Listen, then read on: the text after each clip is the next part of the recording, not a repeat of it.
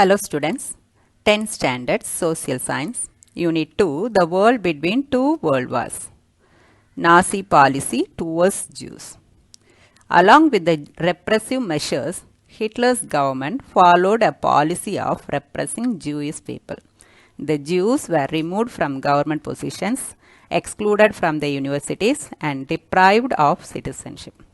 So Hitler என்ன நினைக்கிறாரு, தனக்கு ஒரு ஆப்போசிட் பார்ட்டியே இருக்கக்கூடாது அப்படின்ற நினைக்கிறனால இந்த ஒடுக்குமுறை கொள்கையை ரொம்ப ஃபாலோ பண்ணுறாரு. அடுத்தவங்கள ஒடுக்கிறது, அவங்க பெரிய ஆள் ஆகக்கூடாது, நம்மளுக்கு மேலே மிஞ்சக்கூடாது அப்படின்னு சொல்லிட்டு அடுத்தவங்கள தட்டி தட்டி வைக்கிறாரு. அது மாதிரி அதான் ரெப்ரெசிவ் மெஷர்ஸ் அப்படின்னா அடுத்தவங்கள ஒடுக்கிறது. இவருடைய கவர்மெண்ட்டில் ஜூஸ்க்கு எதிராக தான் இது இந்த ஒடுக்குமுறையை ரொம்ப ஃபாலோ பண்ணுறாரு. ஏன் அப்படின்னு சொன்னால், ஜூஸ் அப்படின்றவங்க ஜெர்மனியில் இருக்கின்ற ஒரு மைனாரிட்டி. அப்படின்னா கொஞ்சம் மக்கள் தான் அதில் இருக்காங்க. மீதி எல்லாருமே ஜெர்மன்ஸ் தான் பெரிய ஆள், அவங்க தான் ரொம்ப அறிவில் எல்லாத்துலேயும் சிறந்தவங்க, அவங்க தான் எல்லா பொசிஷன்லேயும் ஹையஸ்ட் பொசிஷனில் இருக்கணும் அப்படின்னு இவர் நினைக்கிறாரு. அதனால் ஜூஸ் பீப்புளெலாம் அதில் பெரிய ஆளாக இருக்கக்கூடாது, யூதர்கள்லாம் வந்து பெரிய ஆளாக இருக்கக்கூடாது அப்படின்னு நினைக்கிறாரு. அதனால தான் அவங்களெல்லாம் கவர்மெண்ட் வேலையிலேருந்து வெளியில் எடுத்துடுறாரு. நெக்ஸ்ட் யூனிவர்சிட்டியில் எந்த பொசிஷனில் இருந்தாலும் யூனிவர்சிட்டியிலேருந்து வெளியில் எடுத்துறாரு. ஈவன் சிட்டிசன்ஷிப்பையே கேன்சல் பண்ணிடுறாரு. டிப்ரைவ்டு அப்படின்னா அவங்களுக்கு சிட்டிசன்ஷிப்பே இல்லை அப்படின்னு சொல்லிடுறாரு, மறுக்கப்படுது. புதுசாக யாரும் அப்ளையும் பண்ண முடியாது, இருக்கிறவங்களுக்கே சிட்டிசன்ஷிப்பை கேன்சல் பண்ணி அனுப்பிடுறாரு. Next, Jewish businesses were closed down and their establishment were attacked. After the outbreak of World War II, concentration camps, barracks, surrounded by electrified fences and watchtowers were built, where Jews were interred and used as forced labor. So என்ன பண்ணுறாங்க, அவங்க juice வந்து business பண்ணிட்டு இருந்தாங்கன்னா அவங்க business எல்லாம் close பண்ணிடுறாரு. அப்புறம் அவங்க அதுக்கு அந்த மாதிரி பிஸ்னஸ் கம்பெனிஸு கடைகள் இது மாதிரிலாம் வச்சுருந்தாங்கன்னா அதெல்லாம் அட்டாக் பண்ணுறாரு. இந்த செகண்ட் வேர்ல்டு வார் ஸ்டார்ட் ஆன உடனே கான்சன்ட்ரேஷன் கேம்ப்ஸ் அப்படின்னு சொல்லிட்டு சில கேம்ப்ஸ் எல்லாம் ஆரம்பிக்கிறாரு. அதில் என்ன பண்ணுறாரு, பேரக்ஸ் அப்படின்னு சொல்லும்போது மிலிட்ரிஸ்லாம் இருப்பாங்களே அவங்க அதெல்லாம் ஆரம்பிக்கிறாரு. அதில் வந்து சரௌண்டட் பை எலக்ட்ரிஃபைட் ஃபென்சஸ், அதை சுற்றி மின்வேலி, கரண்ட் பாஸ் ஆகிற வேலியை போடுறாரு. போட்டுட்டு அதுலேயே வந்து வாட்ச் டவர்ஸ் அப்படின்னா கோபுரங்கள், அந்த கான்சன்ட்ரேஷன் கேம்ப்ஸை வந்து என்ன நடக்குது அப்படின்னு ஹைட்டாக இருந்து அந்த கோபுரம் வச்சுருப்பாங்களே அதில் அந்த மாதிரி கோபுரங்கள்லாம் அமைச்சு வச்சுருக்காரு. அங்கே என்ன பண்ணுறாரு, ஜூஸ் எல்லாம் அதில் அடைச்சி வைக்கிறாரு. இந்த கான்சன்ட்ரேஷன் கேம்ப்ஸில் தான் அடைச்சி வைக்கிறாரு. சித்திரவதை தான் பண்ணுவாங்க, சரிங்களா. அதில் அடைச்சி வச்சுட்டு அவங்கள வந்து ஃபோர்ஸ் பண்ணி வேலைகளை செய்ய வைக்கிறாங்க. ரொம்ப கடினமான வேலைகளெல்லாம் இந்த ஜூஸ் பீப்புளை வந்து செய்ய வைக்கிறாங்க. Later, they were turned into extermination camps where industrial means of murder such as gas chambers were used to kill them. So என்ன பண்ணுறாங்க, அதுக்கப்புறம் இந்த கான்சன்ட்ரேஷன் கேம்ப்ஸை என்ன பண்ணுறாங்க, எக்ஸ்டர்மினேஷன் கேம்ப்ஸாக மாற்றுறாரு, சித்திரவதை பண்ணக்கூடிய ஒரு கேம்ப்ஸாக மாற்றுறாரு. இதை பற்றி நிறைய படங்கள் எடுத்திருக்காங்க. இந்த ஹிட்லரோட கொடுமை, ஜூஸை வந்து கொடுமை பண்ண கதைகள்லாம் நிறைய, சாப்பாடே கொடுக்காம நிறைய கஷ்டப்படுத்துறது, பிள்ளைங்களெல்லாம் ரொம்ப கஷ்டப்படுத்துறது, அப்பாவும் பிள்ளைக்கு எதிராகவே 2 பேருக்கும் செய்யக்கூடிய கொடுமைகள், இதெல்லாம் வந்து நிறைய பிக்சர்ஸ் எடுத்திருக்காங்க. இங்கிலீஷ் பிக்சர்ஸ்லாம் நான் பார்த்துருக்கேன். ஸோ ரொம்ப கொடுமையாக இருக்கும் அதெல்லாம் பார்க்கும்போது. இந்த மாதிரிலாம் நடந்திருக்கு. அப்போ நம்மளுடைய தலைமுறை தான் ரொம்ப சுதந்திரமாக இருக்கிறோம் அப்படின்னு, சரிங்களா. ஸோ இதில் வந்து ரொம்ப சித்திரவதை பண்ணுறாங்க. அப்படி சித்திரவதை பண்ணி கொல்றாங்க. அதுக்கு இண்டஸ்ட்ரீஸ்லாம் யூஸ் பண்ணுற கேஸ் சாம்பர்ஸ் எல்லாம் யூஸ் பண்ணி உங்களை கொல்றாங்க. It is estimated that about 6 million Jews in Europe were killed in what the Nazis termed the final solution.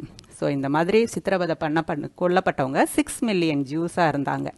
யூரோப்பில் இருந்த 6 மில்லியன் ஜூஸை வந்து இவங்க கொன்று இருக்காங்க. நாசிஸ் வந்து இப்படி கொன்ன இதை வந்து என்ன சொல்கிறாங்கன்னா, த ஃபைனல் சொல்யூஷன், இதான் இறுதி முடிவு, அவங்களுக்கான இறுதி முடிவு அப்படின்னு சொல்லிட்டு இவங்களே சொல்லிக்கிறாங்க. The Nazi state also exterminated gypsies and also other itinerant communities and the mentally challenged. So என்ன பண்ணுறாங்க, இந்த வேற ஜிப்சிஸ் அப்படின்றப்ப நாடோடிகள், ஒரு படமே இருக்குது பார்த்துருக்கீங்களா, ஜிப்சின்னா நாடோடிகள். ஒரு இடத்துலேருந்து இன்னொரு இடத்துக்கு ஒரு இடத்துல தொழில் பண்ணுவாங்க, அங்கே தொழிலை முடிச்சுட்டு இன்னொரு இடத்துக்கு அடுத்த ஊருக்கு போவாங்க, தான் ஜிப்சிஸ். அதே மாதிரி கம்யூனிட்டிஸ் தான் இந்த இட்டனரண்ட் அப்படின்னாலும் அதே மாதிரி தான், நாடோடிகள், ஊரை விட்டு ஊர் போகிறவங்க இவங்க. அடுத்து மென்டலி சேலஞ்ச், யாராவது இவங்களுக்கு வந்து மைண்டு சரியில்லை அப்படின்னு இவங்க நினச்சாங்கன்னா அவங்க கூட இந்த நாட்டுக்கு தேவையில்லை அப்படின்னு சொல்லிட்டு அவங்கள எல்லாமே கூட இவங்க கொண்டுடுறாங்க. So Himmler's second in command was Heydrich. இது நான் நினைக்கிறேன் ஹிம்லர்ஸ் வராது, ஹிட்லர்ஸ் தான் வரும். Hitler's second in command was Heydrich, who was responsible for the concentration camps. இந்த சித்திரவதை பண்ணுற கேம்ப்ஸுக்கு ரெஸ்பான்சிபிளாக ஹைட்ரிச், இந்த 7 பேர் இருந்தாங்க இல்லையா ஹிட்லரோட, அதில் 2வது ஹிட்லருக்கு அடுத்த இருக்கிறவர் தான் இந்த ஹைட்ரிச். அவர் தான் இந்த கான்சன்ட்ரேஷன் கேம்ப்ஸ்க்கு responsible. Next defiance of the treaty of Versailles. டிஃபைன்ஸ்னா எதிர்த்தல். ட்ரீட்டி ஆஃப் வெர்சைல்ஸில் ஜெர்மனிக்கு எதிராக இருந்த அந்த இதை எல்லாமே இவங்க எதிர்க்கிறாங்க. அப்படின்னு சொல்லும்போது $6 மில்லியன் கொடுக்கணும் இழப்பீடு. நெக்ஸ்ட் வந்து நிறைய ஆயுதங்களை சேர்க்கக்கூடாது, முதலாக போர் பண்ணக்கூடாது, இந்த மாதிரி இதெல்லாம் ஹிட்லர் எதிர்க்கிறது தான் பார்க்குறோம். In August 1934 Hindenburg Tide.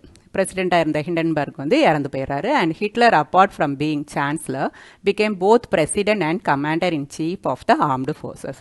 So அந்த ஹிண்டன்பர்க் பிரசிடென்ட் இறந்த உடனே ஹிட்லர் என்ன பண்ணிடுறாரு, சான்சலராகவும் இருக்கார், முதன்மை அமைச்சராகவும் இருக்கிறாரு, அப்படின்னா பிரைம் மினிஸ்டர் மாதிரி முதன்மை அமைச்சராகவும் இருக்கிறாரு, தென் பிரசிடெண்ட்டாகவும் இருக்கிறாரு, கமாண்டர் இன் சீஃபாகவும் மாறிடுறாரு.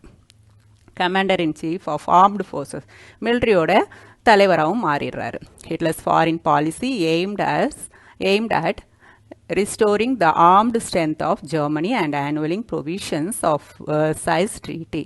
ஸோ என்ன பண்ணுறாரு, இவருடைய ஃபாரின் பாலிசி என்னவா இருக்குன்னா, நம்ம தேவையான ஆயுதங்களை நம்ம சேர்க்கணும், அப்புறம் வெர்சல் ட்ரீட்டியெல்லாம் மதிக்க வேண்டாம், அதெல்லாம் வந்து நம்ம எதிர்க்கணும் அப்படின்னு சொல்லிட்டு இவருடைய ஃபாரின் பாலிசியாக இருக்குது. Yes, his deliberate attempts to breach the Treaty of Versailles led to the outbreak of Second World War.